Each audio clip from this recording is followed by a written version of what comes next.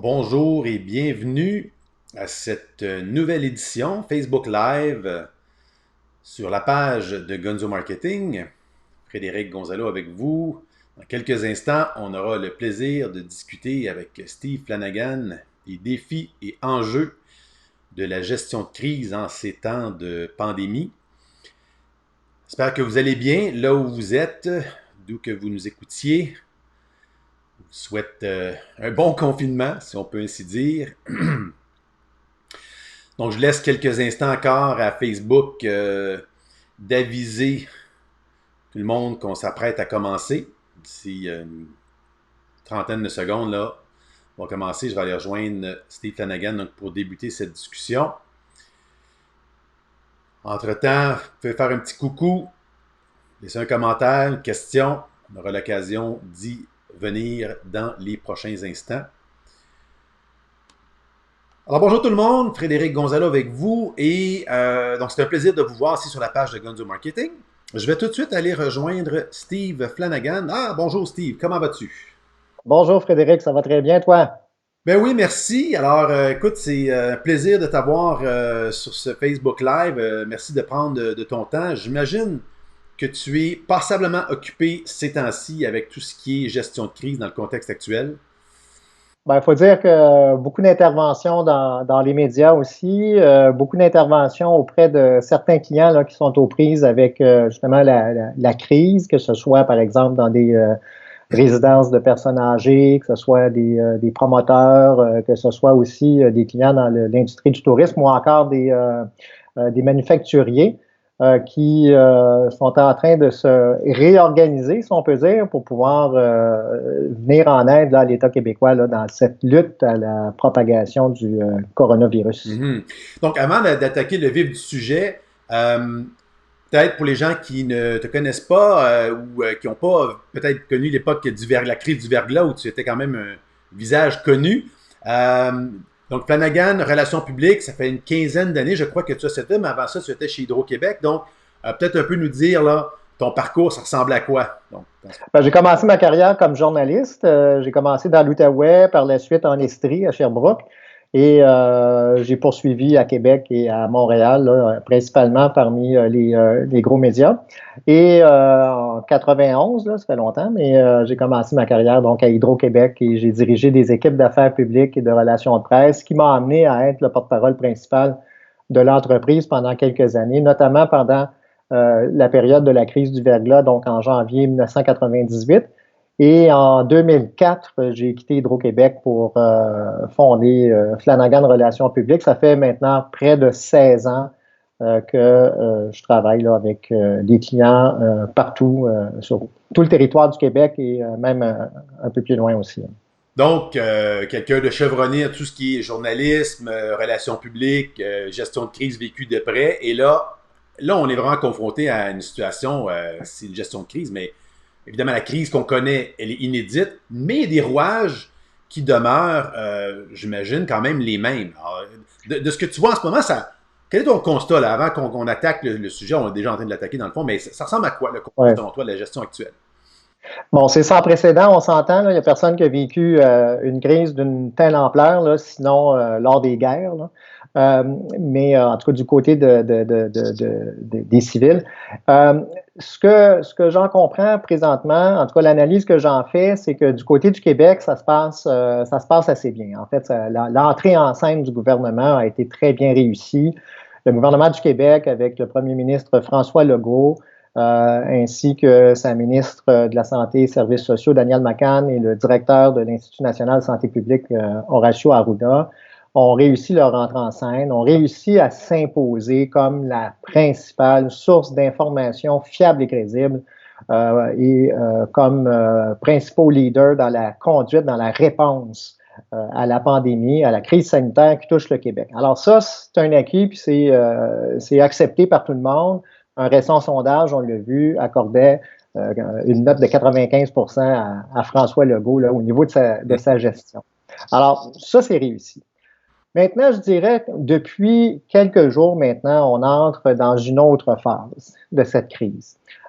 Oui, le support au gouvernement est encore très fort.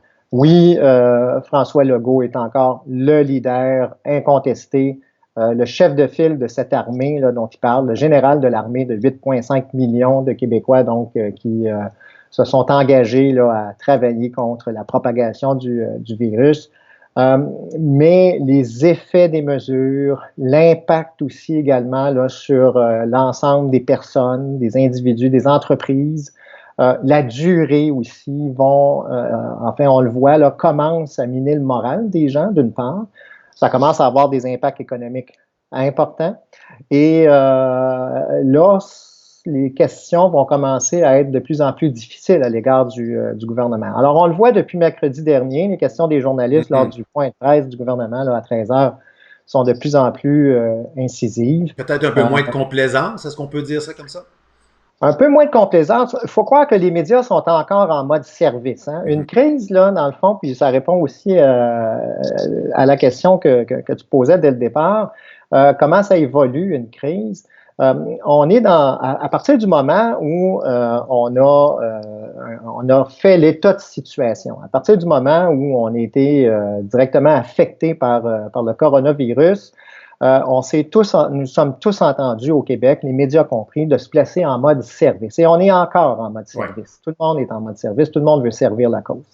Maintenant, la question ou les questions que les journalistes veulent aborder avec le gouvernement, c'est vraiment, est-ce qu'on fait les bonnes choses? Parce que toutes les crises, à partir du moment où elles se terminent et qu'on les réévalue, on se rend compte qu'on a fait des erreurs en cours de Mhm. route. Alors donc, il est normal qu'à ce moment-ci, on puisse challenger le gouvernement et on est dans cette période-là, quoique tout le monde est encore en mode service, mais on veut vraiment savoir si ce sont les bonnes décisions qui sont prises, surtout quand on se compare avec le reste de la planète. On voit que, par exemple, en Corée du Sud, on a agi différemment. Dans les pays scandinaves, c'est pas nécessairement uniforme les Ouais. mesures qui ont été prises. On voit ce qui se passe aux États-Unis. Alors, c'est tout à fait normal qu'on challenge le gouvernement.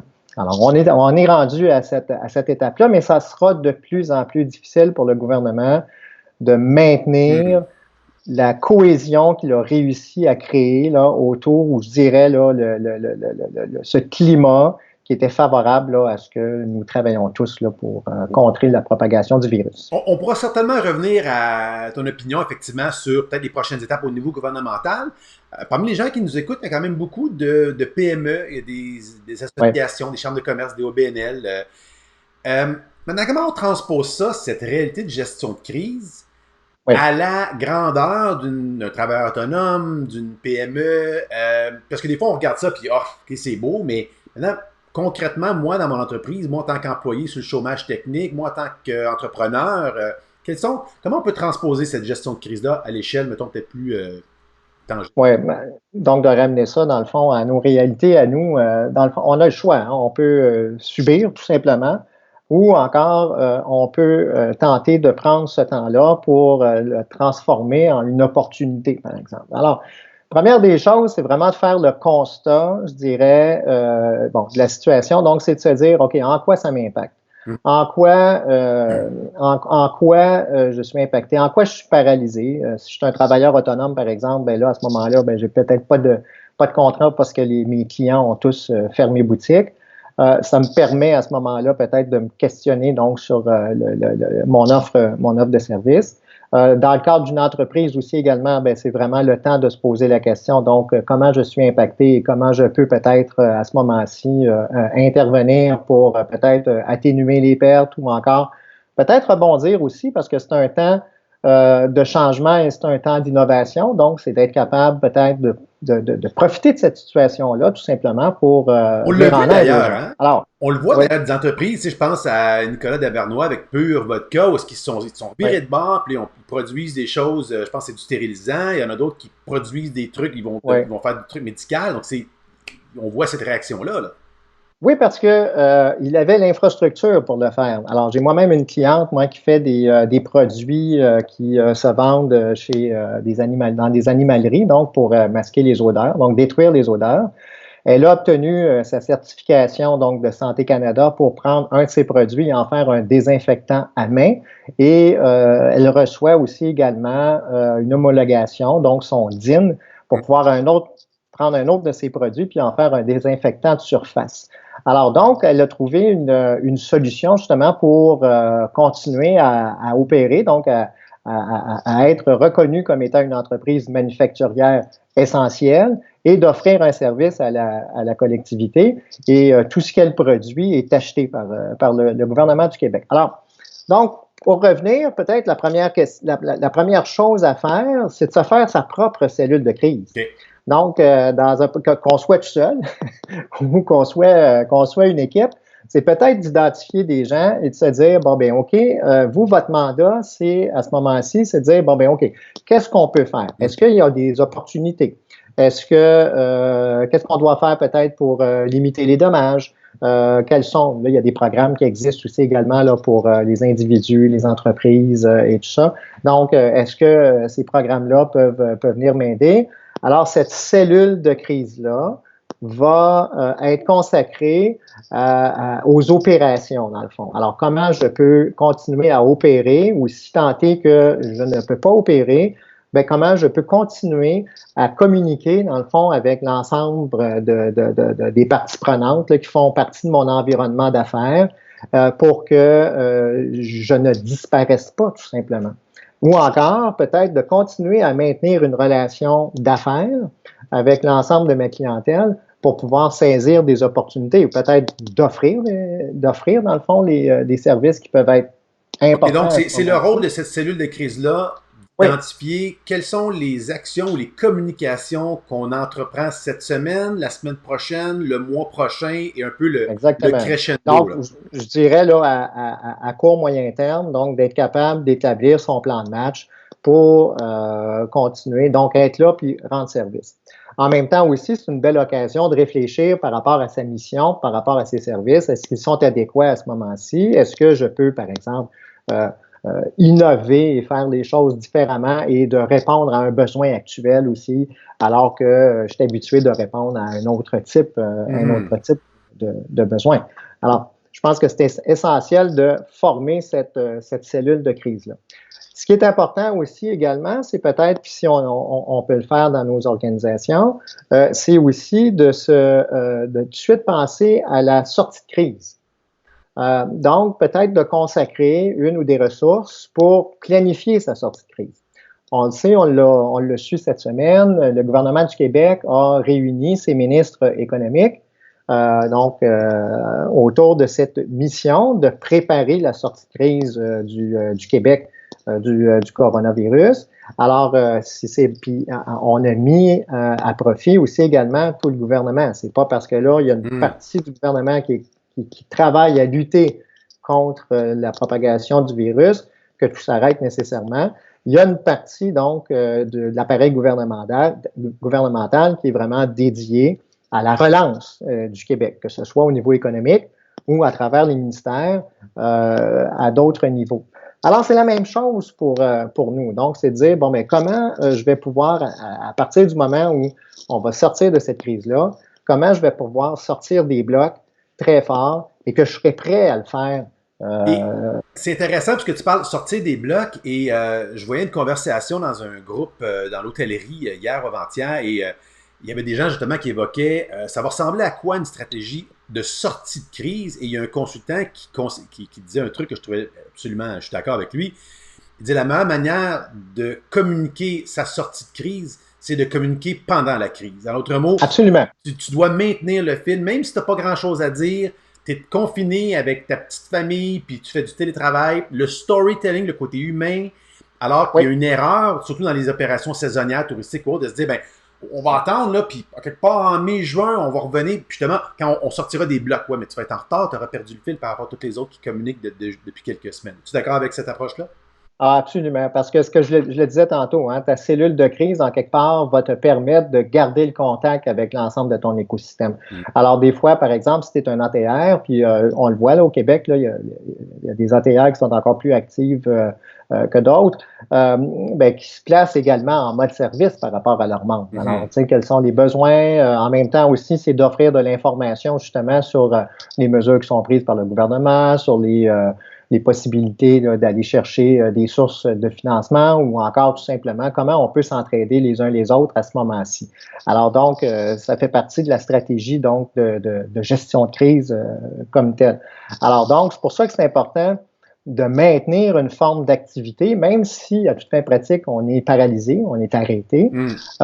Puis en même temps aussi, je dirais, une importance capitale également de maintenir la conversation, comme dit Trudeau, maintenir la communication avec son personnel.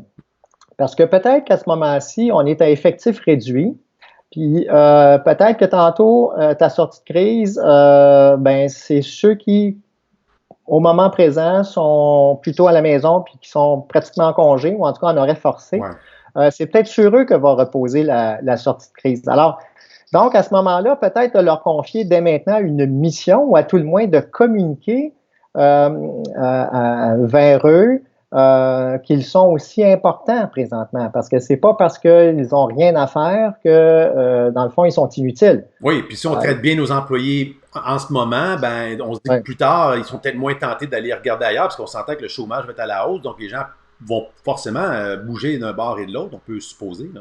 Ah oui, oui, absolument. D'ailleurs, cet exemple-là, ce que je dis là, je me base sur l'expérience vécue pendant la crise du verglas.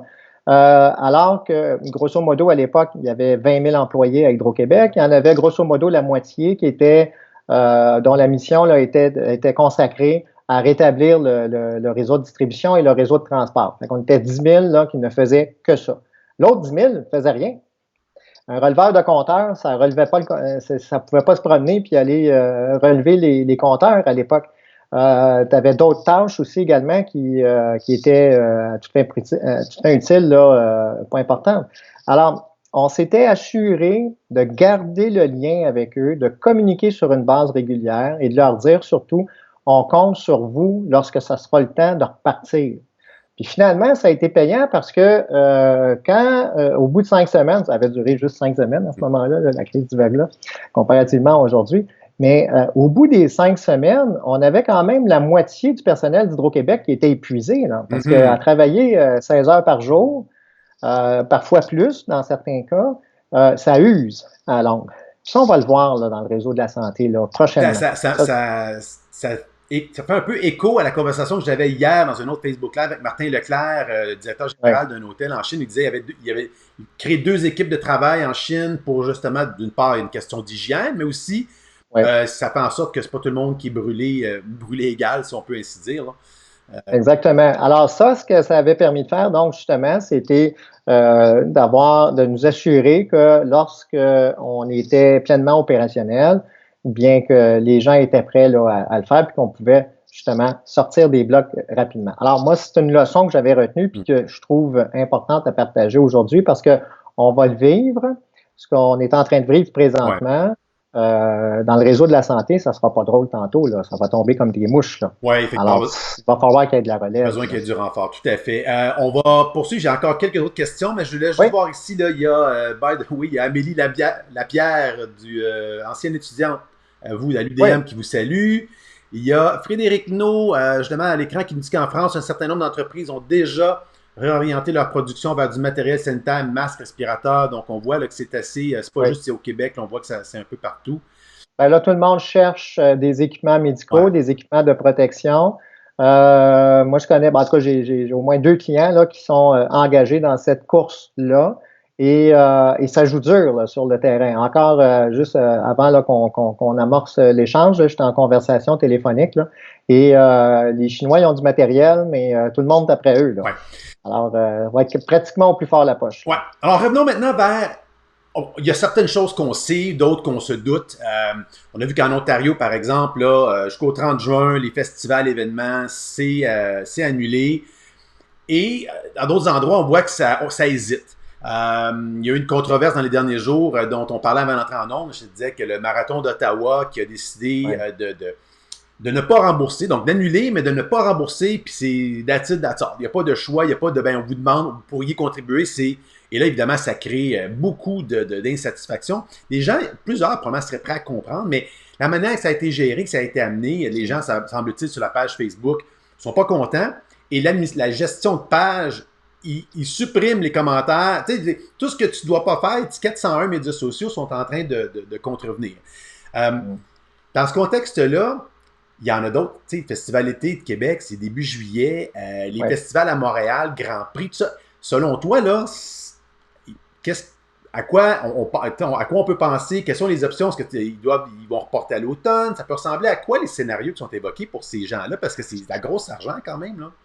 Ah, c'est beaucoup d'argent, puis aussi c'est très complexe. Par exemple, le Grand Prix du Canada, là, de course automobile, pas certain, moi, qu'on est capable de déplacer ça facilement dans le calendrier des Grands Prix, d'autant plus que la saison va être retardée et donc tout risque d'être chamboulé. Je pense que le plus important, d'abord et avant tout, là, pour peu importe là, le type d'événement qu'on est, c'est, je dirais, le plus rapidement possible, c'est d'être en contact avec tout son écosystème, là. Donc, d'être en contact avec ses commanditaires, mais aussi avec ses clients, avec justement là, Mhm. les visiteurs ou déjà à ce moment-ci, là, peut-être de dire qu'est-ce qu'on est en train de faire. Parce que là, pas laisser les gens non plus en plan pour que finalement, tu sais, si on prend un festival, tu n'en entends pas parler, puis que finalement, à un moment donné, je sais pas moi, à un mois de l'événement, ben là, on dit l'événement est annulé. Bon, ça peut te laisser peut-être un goût amer, surtout comme si on prend l'exemple du marathon d'Ottawa, ben, on a mis de l'argent, mais là, Mhm. à ce moment-là, on trouve ça un peu ordinaire. Alors, moi, je pense que c'est important dès maintenant de communiquer, ne serait-ce que de dire qu'on est en train de regarder différents scénarios, qu'on est en train d'évaluer la situation, que tout est sur la table. Au moins, ben, ça te donne une occasion de garder le contact avec tout le monde. Là, après ça, ben, je dirais, avec ton équipe de crise, c'est de dire, au-delà de l'événement, à savoir est-ce que je maintiens l'événement ou est-ce que je le déplace ou est-ce que je reporte le tout à l'année prochaine, Mhm. c'est peut-être de se poser la question, est-ce qu'il y a moyen de faire quelque chose néanmoins? Est-ce que je peux présenter un spectacle en ligne? Est-ce que je peux... à ce moment-là, dans le fond, c'est peut-être une occasion d'innover pour nous permettre à ce moment-là d'être peut-être différents des autres. Parce qu'en termes d'innovation, là, le besoin crée l'organe. Là. Tout le monde va vouloir revenir dans le radar. Tout le monde va vouloir se démarquer. Et moi, je pense que Ah. ce sont de belles opportunités justement pour se redéfinir et peut-être d'utiliser les technologies pour peut-être garder le lien puis en donner aussi un peu pour venir balancer, je dirais, là, les Puis il y a inconvénients. des industries pour qui ça sera peut-être plus évident que d'autres. Je pense Ouais, tu sais, les détaillants qui transforment ou qui vont développer une plateforme en ligne numérique. Ils peuvent à ce moment-là faire de la livraison ou autre. Mais il y en ouais, a d'autres, tu sais, je pense notamment, parce que évidemment, moi j'ai un penchant très fort avec le domaine touristique, là, que ce soit l'hôtellerie, la ouais, restauration. Bon, la restauration, là encore, il y en a qui ont spiné avec des commandes pour emporter. Wow, mais tu sais, ouais. l'hébergement, les lignes aériennes, c'est du transport, puis vivre une expérience en Gaspésie, ou, dans la Côte-Nord, en Ontario, en Italie. Donc, Ouais. il y a des industries pour lesquelles, évidemment, l'innovation, on peut, en attendant, on voit des musées qui offrent des expériences virtuelles, en attendant, pour Oui, faire rêver. absolument. Puis c'est Mhm. correct. Mais on s'entend que c'est du court terme. Ben, peut-être que c'est peut-être l'amorce de quelque chose qui pourrait durer dans le temps aussi, parce Peut-être. qu'éventuellement, tu pourrais faire les deux. Tu pourrais travailler justement sur le virtuel et puis travailler sur le côté physique. Ouais. C'est pas parce qu'on visite un musée de façon virtuelle qu'on n'aura pas le goût d'aller s'imprégner dans le fond de cette culture ou de Tout à fait. s'imprégner dans le fond de cet univers-là. C'est un peu comme les shows, hein? Ouais. Tu vas acheter l'album, ou en tout cas, à l'époque, tu achetais un Bah, album, mais tu allais voir le show. ben, Fait que, et les artistes sont parmi ceux qui ont vraiment pris ce virage. C'est bon, on va offrir des shows gratuits sur Instagram ou sur Zoom, ouais, peu importe. Donc, je vais mentionner un truc parce que pour les gens qui nous écoutent qui ne le savent peut-être pas, tu offres, je crois, sur ton site web une infolettre quotidienne. Je me suis inscrit la oui, semaine passée. Donc, une mine d'informations. Peut-être tu peux nous en parler un peu? oui. Alors, à gestiondecrise.ca, vous allez là, et puis vous allez voir, il y a une section infolettre. Allez vous inscrire, et à tous les matins 7 heures, vous allez recevoir la revue de l'actualité sur la COVID-19.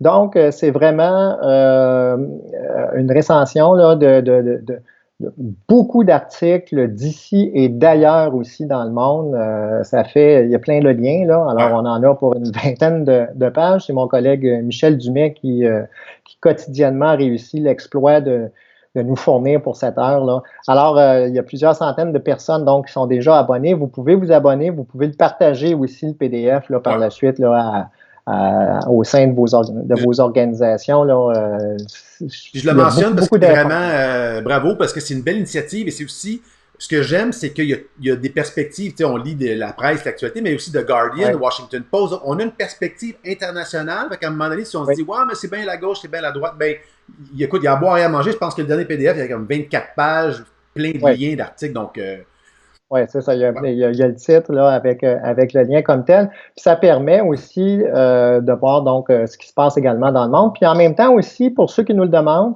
on peut rajouter là, des sections. Fait que si, par exemple, dans l'industrie touristique, ben, on va le faire, là, mais dans l'industrie touristique, là, on va peut-être faire une section là, justement là-dessus, puis de regrouper tout ce qui touche l'industrie du tourisme. Même chose aussi au niveau des résidences pour personnes âgées.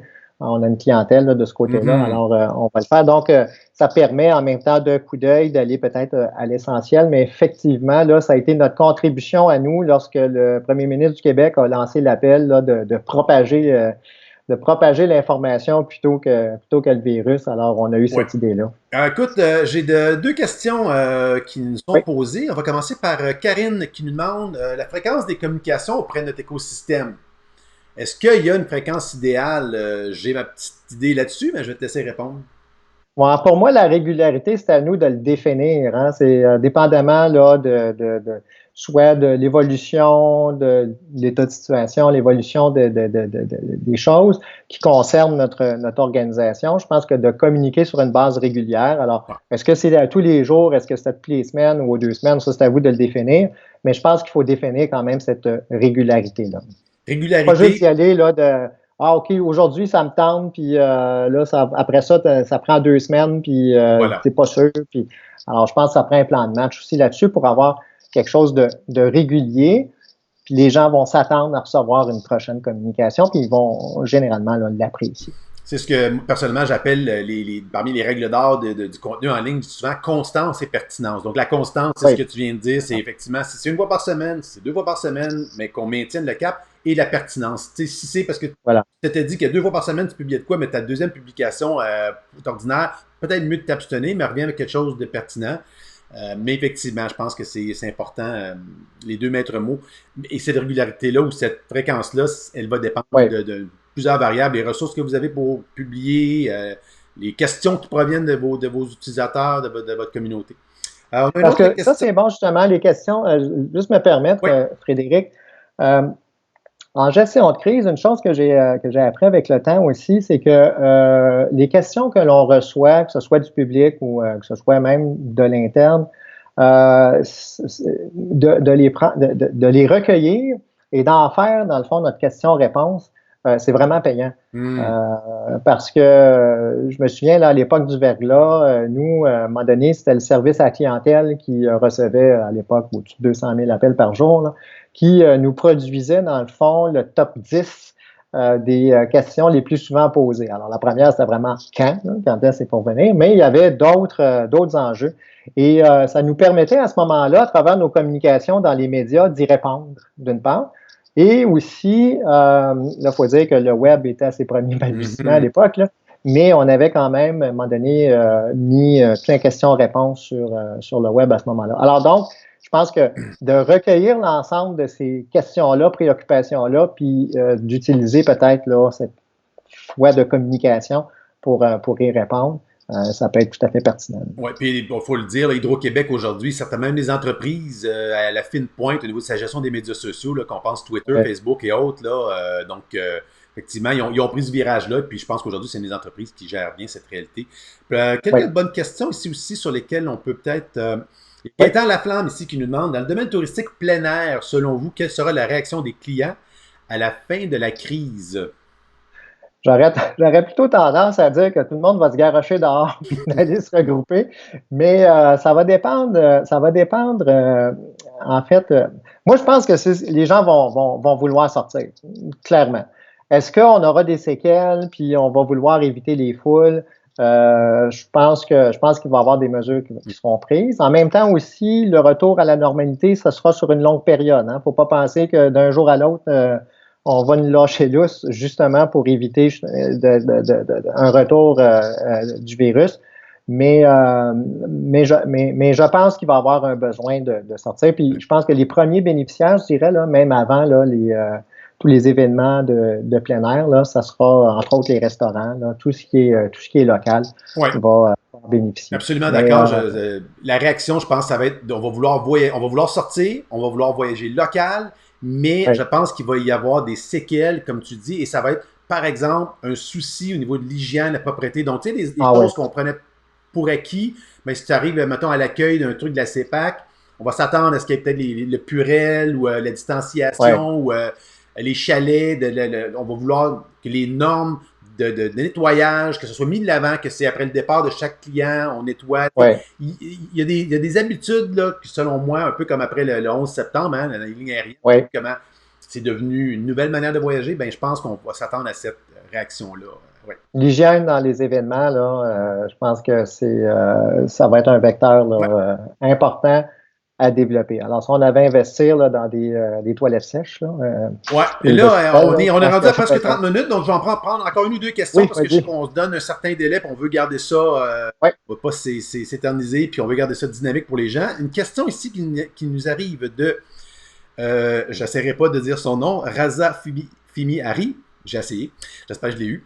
Quel est votre point de vue sur les entreprises et industries qui demandent des dérogations pour devenir essentielles?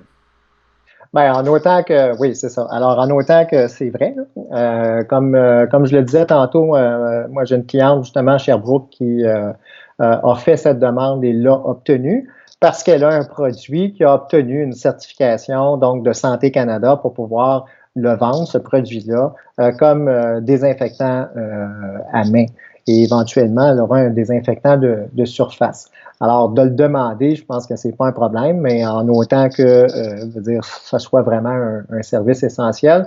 Et j'imagine, j'ose croire qu'il y a quand même un regard assez serré là, sur ces demandes. Et à ta connaissance, la dérogation s'applique au produit lui-même ou ça veut dire que toute l'usine peut continuer à faire ce qu'elle faisait déjà? Pas nécessairement toute l'usine. À ma connaissance, là, c'est pas nécessairement toute l'usine, c'est vraiment pour quelque chose de particulier. Comme écoute, s'il n'y a pas d'autres questions, moi je voulais juste revenir sur un dernier élément. Tu as rédigé un article sur ton blog, je crois, la semaine dernière, qui était les 5 travaux, pas d'Astérix, mais ce qui attend dans le fond François Legault. Il y avait donc les différents éléments et je vais peut-être revenir sur un aspect qui me semblait important, c'est qu'il faut qu'il s'impose un repos. Et je me dis, j'ai l'impression qu'il y a plusieurs personnes qui nous écoutent et plusieurs gens avec l'anxiété, avec tout ce qu'on vit en ce moment. Moi, ça a particulièrement résonné quand j'ai lu ça. Comment on peut transposer ces 5 travaux-là pour François Legault avec peut-être ce que les gens vivent, que ce soit les entrepreneurs, encore une fois, les travailleurs autonomes ou les licenciés récemment? Là. On a abordé pas mal chacun des défis auxquels est confronté François Legault, là, qui est de conserver l'appui et l'adhésion de la population, qui est aussi de rester focus sur sa mission lors des points de presse, de trouver des solutions là, à chacun des enjeux, de prévoir une sortie de crise, mais aussi de prendre du repos. Donc, c'est un défi pour François Legault en tant que général de cette armée. Alors, quand on transpose ça chez nous, c'est sûr qu'on est dans une situation qui est vraiment anxiogène. On a l'occasion de pouvoir aussi se donner du temps à nous, puis il faut en profiter. Prendre ce temps-là, aller prendre une marche, se déconnecter complètement là, de la COVID, mais aussi prendre ce temps-là également pour se changer les idées, mais pour réfléchir. Et pour ceux qui n'ont pas le temps, qu'est-ce que tu suggères? Parce que s'il y en a qui sont dans le jus, là, en agence, dans des industries qu'eux autres, ça lâche pas, là.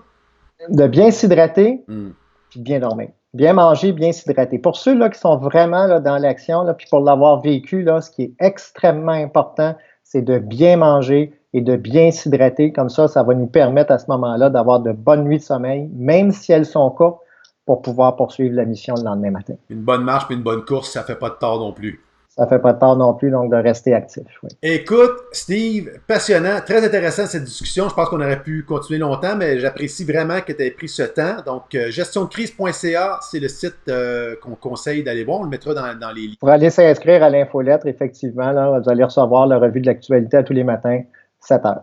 Merci de l'invitation, Frédéric, c'est très Écoute, gentil. ça fait plaisir. Bonne continuation. Puis, restez chez vous tout le monde. Bon confinement. Lâchez pas. Et puis, ça va bien aller. Salut. Bonjour.